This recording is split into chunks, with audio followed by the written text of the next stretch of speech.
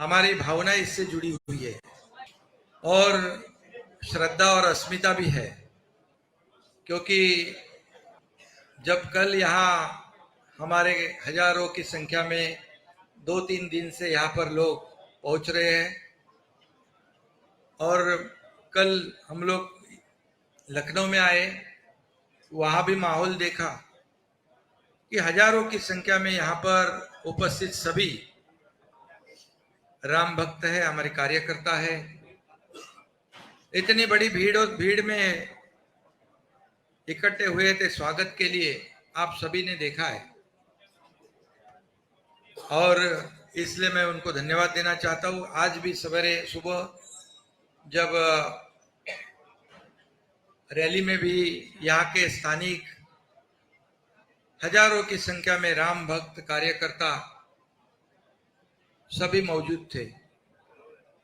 एक अलग माहौल, एक केसरिया कहे, भगवा कहे,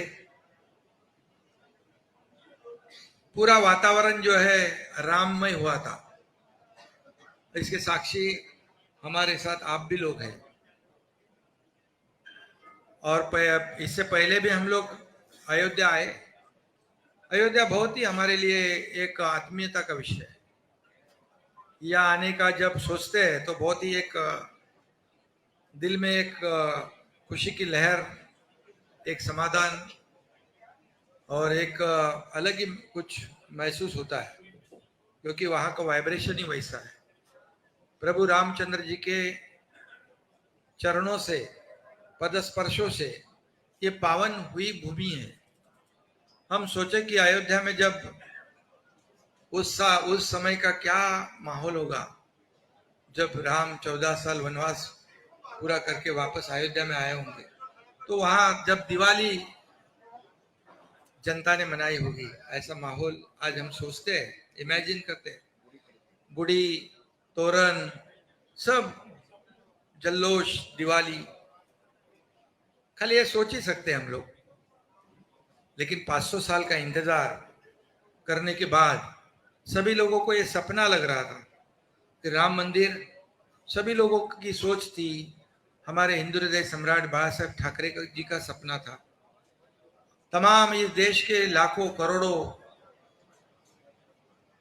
हिंदुत्ववादी विचार के राम भक्त, उनका सपना था। क्योंकि ये अयोध्या जो है, राम मंदिर जो है, ये हिंदुत्व का प्रतीक है, अस्मिता है। और यहाँ पर जितने भी हमारे देश में हिंदू भाई बहनें हैं, विदेश में जरूर आते हैं। और सबकी एक ही सोच थी, सबका एक ही सपना था, सबकी एक ही अपेक्षा थी कि राम मंदिर बन जाए। और हम देख रहे, अभी हम दर्शन लेने के बाद वहां पर हमारे ट्रस्टियों ने हमें कुछ पुरानी जो मंदिर की अवशेष है वो भी दिखाई और मंदिर निर्माण का काम भी हम देखने गए। पिछले बार भी आए थे, थोड़ा प्लेटफॉर्म जैसा काम था, आज देखा तो खंबे खड़े हो गए, ऊपर का छत भी खड़ा हो रहा है। इतनी तेजी से काम होगा ये कोई भी नहीं सोच सकता था। और आज देखा कि राम मंदिर पूरा होने जा रहा है। ये सबको स्वप्नवत लग रहा था, सपना लग रहा था, लेकिन तमाम राम भक्तों की आशा, अपेक्षा, मंशा, सपना इस देश के आदरणीय यशस्वी प्रधानमंत्री नरेंद्र मोदी जी के नेतृत्व में ये काम शुरू हुआ और आगे बढ़ रहा है। और मेरे ख्याल से 2024 जनवरी में मूर्ति स्थापना भी होगी, उसके बाद भी आगे काम चलता रहेगा।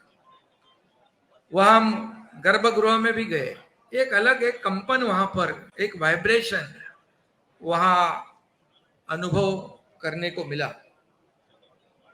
और देखते देखते राम मंदिर का निर्माण आगे बढ़ रहा है। ये हमारे लिए और ज्यादा खुशी की बात है। इस वक्त का दौरा जो है इस वक्त ये राम मंदिर का निर्माण हो रहा है, इसमें मोदी जी के नेतृत्व में काम हो रहा है। हमारे यहाँ के लोकप्रिय मुख्यमंत्री योगी आदित्यनाथ जी इसमें पूरा सहयोग कर रहे हैं और उसकी उनकी निगरानी में, देखभाल में इसका निर्माण का काम शुरू है, मंदिर निर्माण का। और इसलिए इस दौरान जो यात्रा है उसमें अलगपन महसूस होता है। राम मंदिर का निर्माण भी जोर से हो रहा है, हमें प्रभु रामचंद्र जी के आशीर्वाद से धनुष्यबाण भी मिला है, पार्टी का नाम भी मिला है। और मुख्यमंत्री बनने के बाद पहली बार मैं पहले वक्त यहाँ पर प्रभु रामचंद्र जी का, रामलला का आशीर्वाद लेने पहुंचा। हमारे सभी सहयोगी साथी, नेता, मंत्रीगण, विधायक, कार्यकर्ता, ये बहुत ही आज का दिन मेरे जीवन में सबसे बड़ा सौभाग्य का दिन है। इस आज का दर्शन, आज की जो यात्रा है, ये मैं कभी जिंदगी में भूल नहीं पाऊंगा। इससे पहले भी मैं आता था, नियोजन करने आता था, लेकिन आज हमारे कार्यकर्ताओं ने इस यात्रा का नियोजन किया है। और यात्रा का नियोजन आप देख रहे हो, इतनी शानदार किया है, इतना शानदार किया है कि पूरी तरह एक माहौल जो है इतना बन गया है, पूरी तरह यहाँ पर एक मंगलमय पवित्र वातावरण तैयार हुआ है। और इसलिए मैं सभी कार्यकर्ताओं का भी धन्यवाद दूंगा और सभी लोगों को धन्यवाद मैं दूंगा। यहाँ पर हमारे साथ आज सब लोग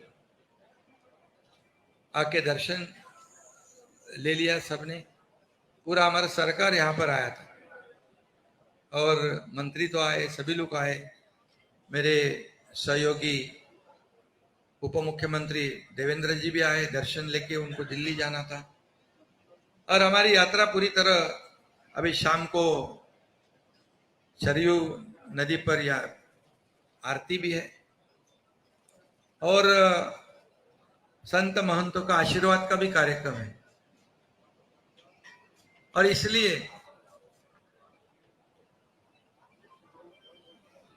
कई लोगों को इससे थोड़ी एलर्जी भी है और दर्द भी हुआ है, ठीक है। लेकिन मैं एक ही बात कहूंगा, ये राम मंदिर और अयोध्या हमारे शिवसेना और भारतीय जनता पार्टी के लिए कोई राजनीतिक मुद्दा नहीं है। यह हमारे आस्था और श्रद्धा का विषय, भावना का विषय है। और आज देख रहे हैं हम लोग इतने जोर में यहाँ विकास के काम हो रहे हैं। योगी जी को भी मैं धन्यवाद दूंगा, उनके मंत्री जी को धन्यवाद दूंगा, हमारे उप मुख्यमंत्री देवेंद्र जी को भी धन्यवाद दूंगा। उन्होंने भी समय निकालकर यहाँ दिल्ली में बैठक होने के बावजूद वो यहाँ पर पहुंचे और यहाँ का विकास हम देख रहे हैं। तो तेजी से यहाँ पर अयोध्या का विकास होगा, राम मंदिर बनेगा, लाखों करोड़ों लोगों को यहाँ इसका अपनी रोजी रोटी में भी फायदा होगा।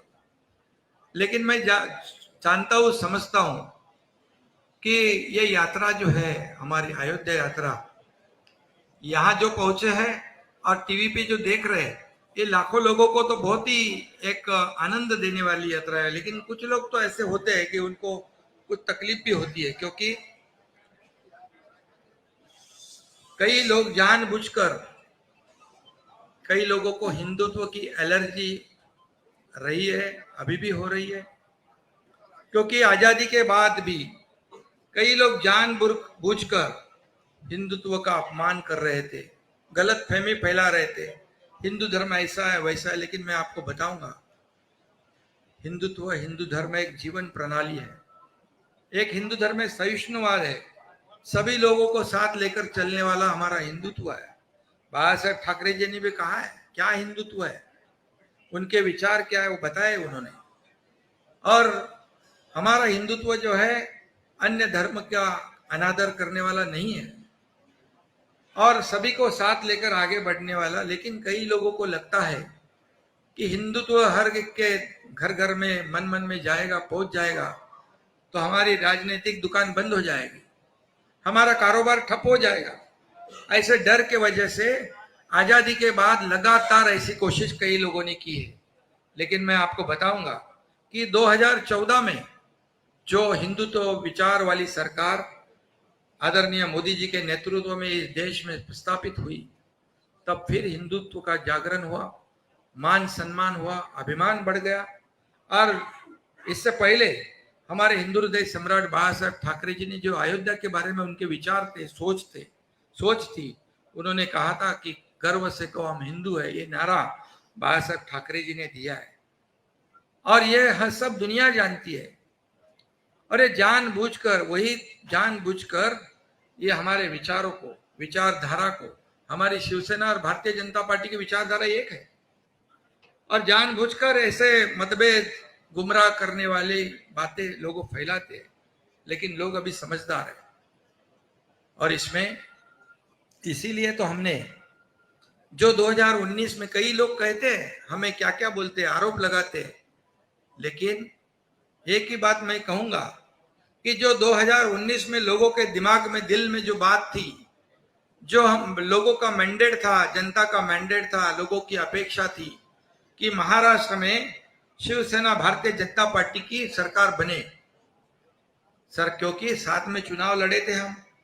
लेकिन चुनाव लड़ने के बाद अपेक्षा लोगों की यह थी कि सरकार बनेगी भारतीय जनता पार्टी शिवसेना के साथ। लेकिन कुछ स्वार्थ और कुर्सी की लालच में यहां पर गलत कदम उठाया गया। लेकिन हम लोगों ने 8-9 महीने पहले उसको सुधार दिया।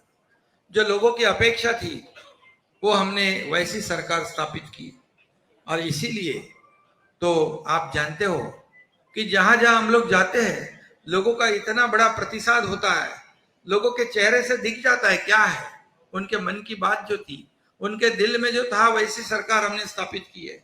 और हम खुलेआम यहाँ पर आज हमारी दोनों की विचारधारा को लेकर यहाँ पर अयोध्या में दर्शन के लिए आए हैं।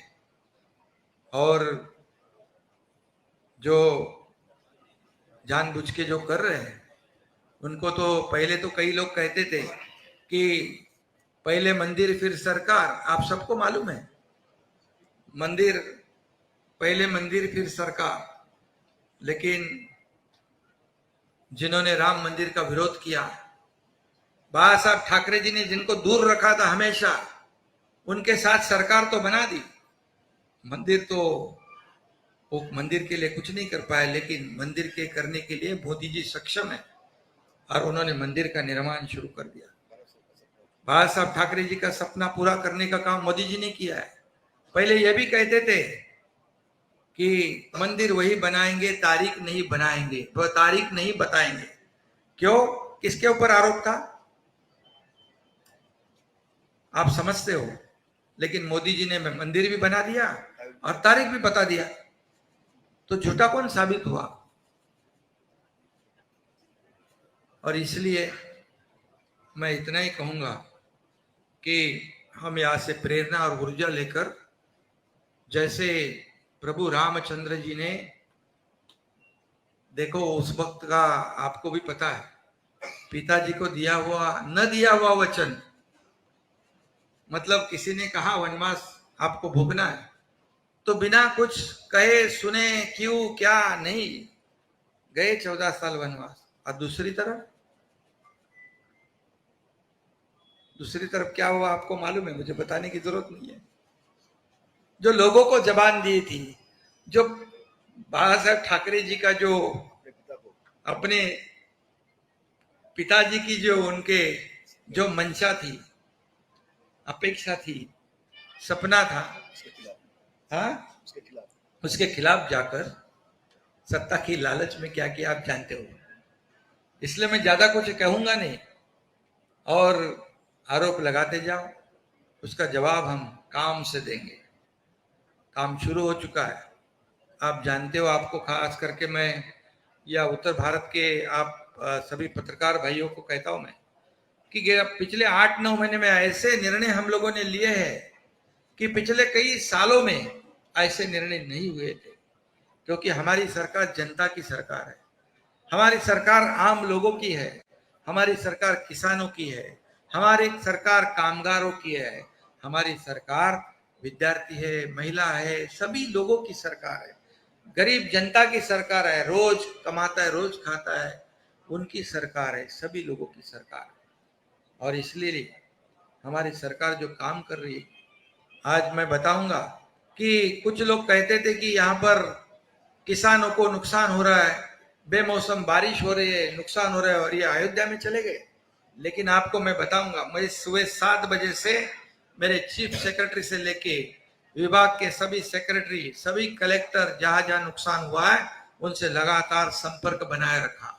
मैं कलेक्टर को खुद बोला है, स्पॉट विजिट करो, जाओ वहां पर, किसानों को जहां जहां नुकसान हुआ है वहां तुरंत जाओ और पंचनामे करो, कितना किसका नुकसान हुआ है। यह है मेरा काम।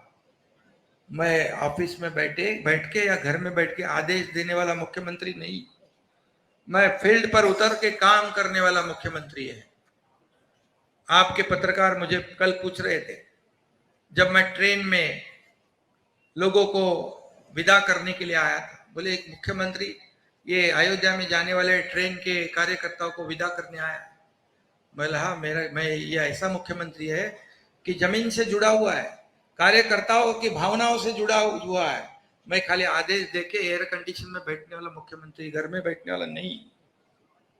और इसलिए आपको मैं बताऊंगा कि आपने जो यहाँ पर कार सेवा में भी, ये हमारा पुराना रिश्ता है अयोध्या से। मुझे याद है कि हमारे धर्मवीर आनंद दिगे जी, हमारे गुरु, उन्होंने भी उस कार सेवा में चांदी की ईंट भेंट की थी, ये भी मुझे मालूम है, हम साथ में थे। और बाला साहब जी का, ठाकरे जी का तो रिश्ता, हमारे सभी लोगों का जो अयोध्या से जो एक रिश्ता है, एक नाता जो है, वो राजनीतिक नहीं, भावनिक आस्था का विषय, हमारी श्रद्धा का विषय और अस्मिता का विषय। इतना ही मैं आज कहूंगा। और आप सब लोगों को मैं धन्यवाद देना चाहता हूं कि आप लोगों ने इतने बड़ी, देखो थोड़ी सी धक्का मुक्की हो गई, आप लोगों की इधर कभी मैं छोटा इंटरव्यू दे नहीं पाया, भागते भागते सब, पब्लिक भी बहुत इतनी थी, आप भी जानते हो। तो अभी यहाँ पर प्रोटोकॉल भी नहीं रहा, वो सब पुलिस भी टेंशन में, सब लोग टेंशन में। मंत्री महोदय बोले ये गाड़ी में बैठो, मैं बोला अरे भाई मैं कार्यकर्ता से जुड़ा हुआ आदमी हूँ।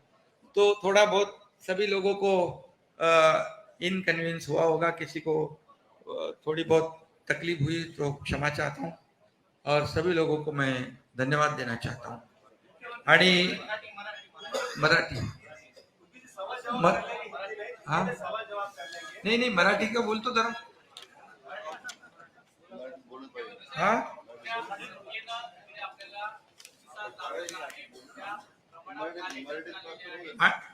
खरं म्हणजे मी सगळ्यांना मनापासून धन्यवाद देतो। कालपासून लखनौ विमानतळापासून जे भव्य दिव्य असं स्वागत या ठिकाणी उत्तर भारत आणि अयोध्येतल्या लोकांनी केलं, त्याबद्दल मी सगळ्यांना मनापासून धन्यवाद यासाठी देतो की अतिशय भगवं माहोल, भगवं वादळ या ठिकाणी पाहायला मिळालं। कार्यकर्त्यांमध्ये प्रचंड जोश होता, उत्साह होता, जल्लोष होता आणि भक्ती होती, श्रद्धा होती। यापूर्वी पण मी आलो, यापूर्वी मी नियोजन तयारी करायला यायचो, पण आज मला माझ्या कार्यकर्त्यांनी, सगळ्या पदाधिकाऱ्यांनी, एवढा प्रचंड माहोल इकडे तयार झाला, लोक आले, अयोध्येतले लोक, लखनौ मधले लोक, मंत्रीजी स्वतः, योगीजी माझ्याशी स्वतः बोलले, त्यांनी सगळं नियोजन केलं। या सगळ्यांना मी मनापासून धन्यवाद देतो। अयोध्या अयोध्या आणि राम मंदिर हे आमच्यासाठी राजनैतिक मुद्दा नाही, राजकीय मुद्दा नाही, हा बाळासाहेबांपासूनचा तमाम लाखो करोडो देशवासियांसाठी, राम भक्तांसाठी अस्मितेचा मुद्दा आहे, श्रद्धेचा मुद्दा आहे। आणि हे राम मंदिर आणि अयोध्या हिंदुत्वाचं प्रतीक आहे, आणि म्हणून या ठिकाणी आम्ही यावेळेस आलोय। यावेळेचं वेगळेपण काय, यावेळेचं वेगळेपण म्हणजे आम्ही प्रभू रामचंद्राच्या आशीर्वादाने या ठिकाणी धनुष्यबाण मिळाला, नाव मिळालं, मुख्यमंत्री पद मिळाल्यानंतर पहिल्यांदा मी या ठिकाणी आलोय, त्याचा मला आनंद आहे आणि अभिमान देखील आहे आणि समाधान देखील आहे। सगळ्या हजारो राम भक्तांना मी मनापासून धन्यवाद देतो, त्यांनी उत्स्फूर्त स्वागत केलं। पत्रकारांना देखील मनापासून धन्यवाद देतो, की आपणही मेहनत सगळी घेतली आणि राम मंदिर निर्माणचं जे काम इथे सुरू आहे ते पाहून तर म्हणजे कोणी विश्वास ठेवू शकत नाही की इतक्या वेगाने स्पीडने या मंदिराचं काम सुरू आहे. हजारो लाखो करोडो लोकांच्या मनात स्वप्न होतं, इच्छा होती या अयोध्येमध्ये भव्य दिव्य राम मंदिर झालं पाहिजे. बाळासाहेबांचं स्वप्न होतं, आमच्या हिंदुहृदय सम्राट बाळासाहेबांचं, की अयोध्येत राम मंदिर व्हावं, 370 कलम हटावं. मला ते म्हणायचे एक दिवस मला प्रधानमंत्री बनवा, इस देश का एक दिन प्रधानमंत्री बनाओ, मैं राम मंदिर बनाऊंगा और कश्मीर में 370 धारा हटाऊंगा. ये बाळासाहेब ठाकरे जी ने कहा था, हे त्यांनी सांगितलं होतं.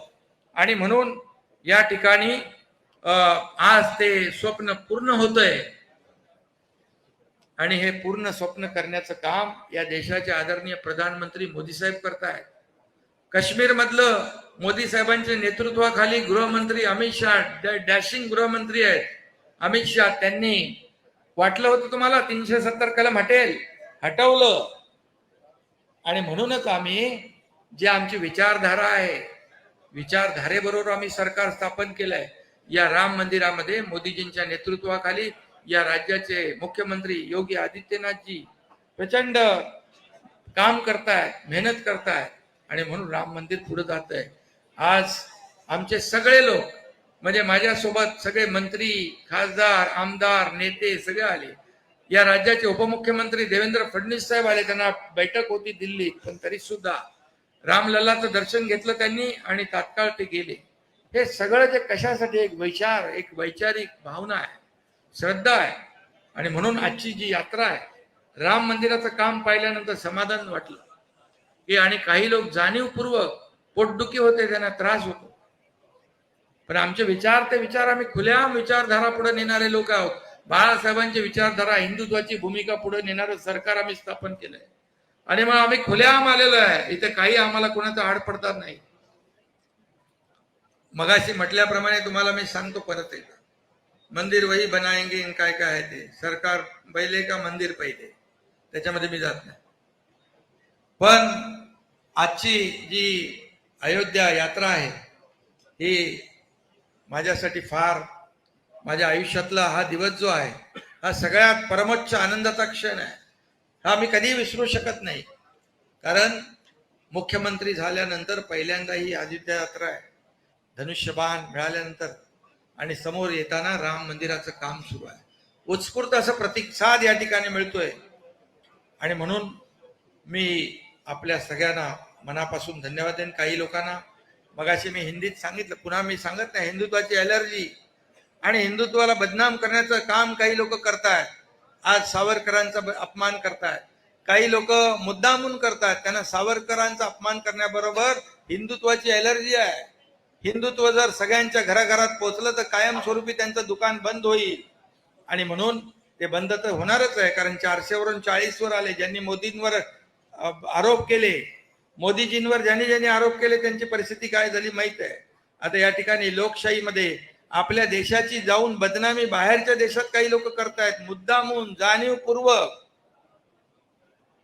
हा खऱ्या अर्थाने एक प्रकारचा देशद्रोह आहे.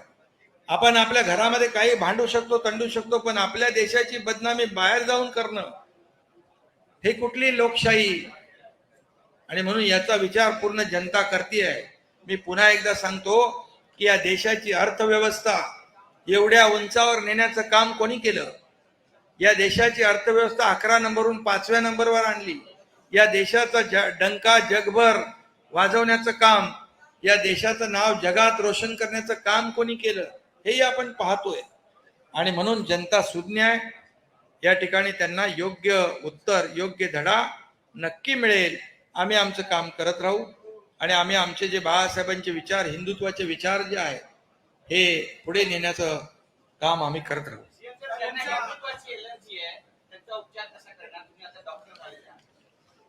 मी डॉक्टर, ते डिग्रीचं सोडा, मी अगोदरच डॉक्टर होतो म्हणून तर मोठं ऑपरेशन केलं मी.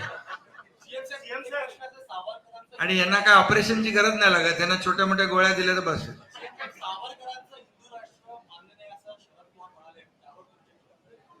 बघा, आता पवार साहेब मोठे नेते आहेत, परंतु सावरकर आमच्यासाठी हिंदू नेता नाही, आमचं ते दैवत आहे, राज्याचं आणि देशाचं दैवत आहे. त्यांचा अपमान ज्यांनी केला त्यांच्या विरोधामध्ये सावरकर गौरव यात्रा सुरू झाली आहे. त्यांना जनता धडा शिकवणार आहे.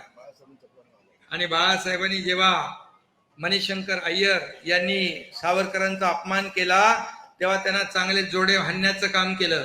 पण आताचे कोण जे वारस म्हणतायत त्यांनी काय केलं? मुख गिळून गप्प बसले. साधा अधिवेशनामध्ये सावरकरांचा अभिनंदनाचा प्रस्ताव देखील आणू शकले नाही. हे दुर्दैव आहे महाराष्ट्राचं. त्यांच्या मांडीला मांडी लावून बसताय, त्यांच्या गळ्यात गळा घालताय, त्यांच्या यात्रेत जोडू यात्रे का तोडू यात्रेत जाताय. हे कुठलं हिंदुत्व आहे? आम्ही हे सहन करणार नाही. सहन करणार म्हणजे काय करणार? त्यांचा निषेध तरी करण्याची हिंमत आहे का? धाडस आहे का? दाखवा.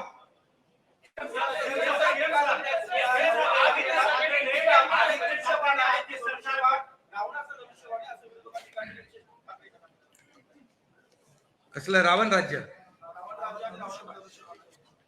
अरे जर हा रामाचा अपमान आहे म्हणजे प्रभू धनुष्यबाण कुणाचं आहे? प्रभू रामचंद्राचं. बरोबर है? प्रभु रामचंद्र जी का धनुष्यबाण है ना, तो ये उनका अपमान है. आणि म्हणून रावण राज्य जे म्हणतात त्यांना मी सांगू इच्छितो, जेव्हा पालघर मध्ये साधू हत्याकांड झालं, मॉब लिंचिंग, त्यावेळेस कुणाचं सरकार होतं? एक नेव्हल ऑफिसरला मारलं तेव्हा कुणाचं सरकार होतं? त्याचबरोबर राम भक्त हनुमान 40 वाचायला तो रवी राणा आणि नवनीत राणा वाचायला गेला, त्याला 14 दिवस देशद्रोहाचं कलम लावून जेलमध्ये टाकलं, तेव्हा कोणाचं सरकार होतं? ज्या दाऊद इब्राहिमने बॉम्बस्फोट केले आणि त्याच्याशी ज्याचा संबंध स्थापित झाला त्याचा तुम्ही राजीनामा नाही मागू शकले. तो कुठला याकूब मेमन बॉम्बस्फोट केले मुंबईत, त्याच्या कबरीचं उदात्तीकरण कोणी केलं, तेव्हा कुणाचं सरकार होतं? तुमच्याच पत्रकार लोकांना जेलमध्ये मारलं टाकलं, ते माहित आहे ना, लक्षात आहे ना तुमच्या? फक्त विरोधात बोलले म्हणून धरून आणलं, जेलमध्ये ठुसलं आणि काय काय केलं? औरंगजेबाच्या कबरीवर फुलं वाहिली. काय? कुणाचं रावण राज्य? कुणाचं? आमचं का त्यांचं? आता परवाच्या दिवशी पालघर मध्ये 2 साधूचे हत्याकांड आपल्या लोकांनी वाचवले. जर आपलं सरकार नसतं ते साधू देखील जीव गमावला असता त्यांनी. बाकी तर तुम्हाला सगळं माहित आहे, कुठे कुठे अतिक्रमण होतं, प्रतापगडापासून सगळं. त्यामुळे रावणाचं राज्य जे होतं त्या पापाचा घडा भरला आणि म्हणून लोकांनी जनतेने ते हटवलं.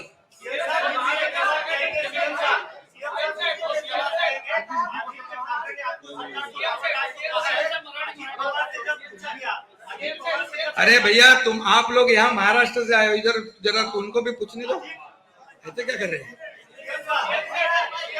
वो बोले कि हमारे पर अन्याय हो रहा है, ये महाराष्ट्र का मुख्यमंत्री है करके इनको ही बोल रहा है.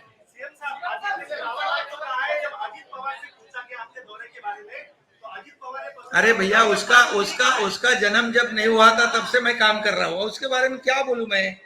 और अजीत पवार जी को क्या बोलूं? या अगर फालतूगिरी लगती है उसको?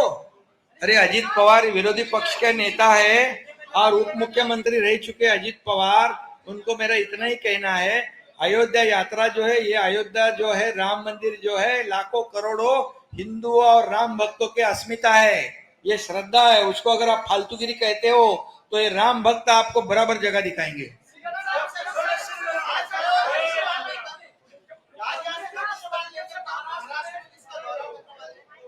धनुष्य बाण प्रभु रामचंद्र जी के आशीर्वाद से मिला है, बाला साहेब ठाकरे जी के आशीर्वाद से मिला है, तमाम जनता के आशीर्वाद से मिला है. हम महाराष्ट्र में समर्पित भाव से हमारे आखिरी सांस तक ये हम महाराष्ट्र की जनता की सेवा करेंगे. एक जन पूछो.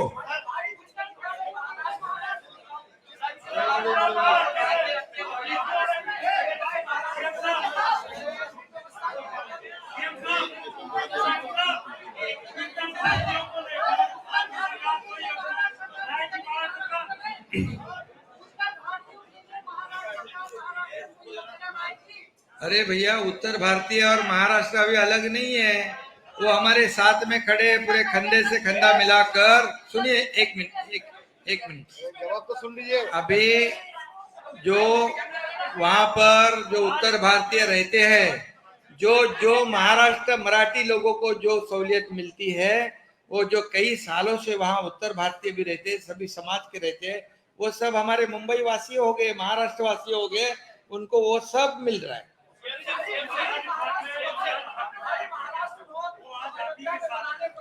महाराष्ट्र भवन के लिए जगह देने की बात हमने विनंती की है इस राज्य के मुख्यमंत्री योगी आदित्यनाथ जी को, और उन्होंने सकारात्मक भूमिका ली हुई है, और यहाँ जरूर महाराष्ट्र भवन बड़ा बन जाएगा।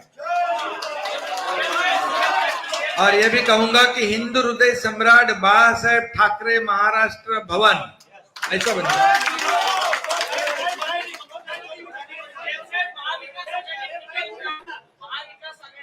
हिंदी हो गया।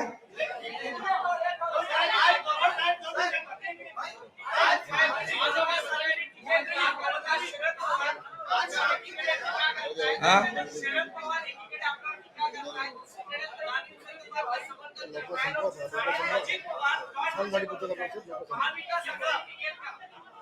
महाविकास आघाडी, आता तुम्ही त्यांना विचारलं पाहिजे। आता तुम्ही दिसतंय त्यांच्यामध्ये कोण इकडे बोलतोय, कोण तिकडे बोलतोय, कोण तीन तिघाडा काम बिघाडा, कोण डोळा मारतोय।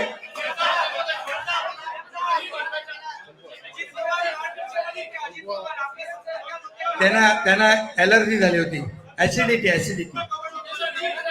हा, हिंदी हाँ बस।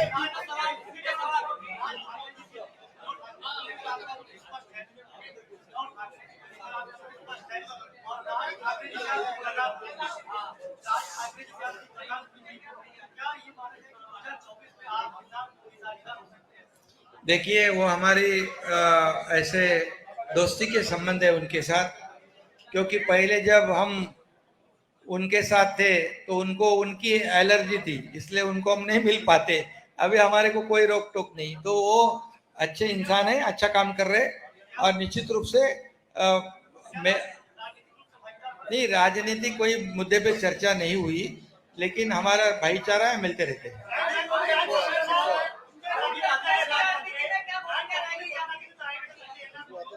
हाँ, हमारे पार्टी की भूमिका स्पष्ट है। हमारी शिवसेना भाजपा की अलायंस है, और हमारी विचारधारा एक है, हिंदुत्व की विचारधारा है, और राम लल्ला के दर्शन के लिए हम लोग जब आए हैं, यहाँ से ऊर्जा प्रेरणा लेकर जाएंगे। हमारे महाराष्ट्र में सुजलाम सुफलाम करेंगे, लोगों की समर्पित भावना से सेवा करेंगे, और 2024 में शिवसेना भारतीय जनता पार्टी का भगवा महाराष्ट्र पे पूरे बहुमत से लहराएगा। धन्यवाद।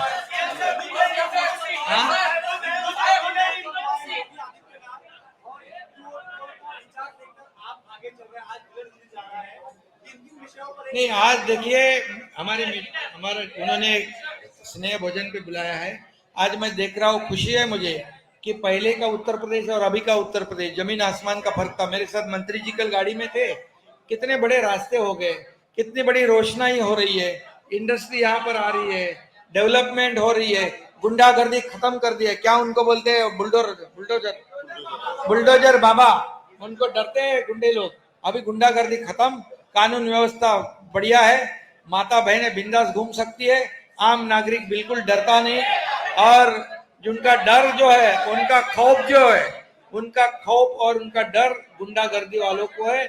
आम आदमी यहाँ पर आज बहुत ही सुखी है, विकास हो रहा है। धन्यवाद।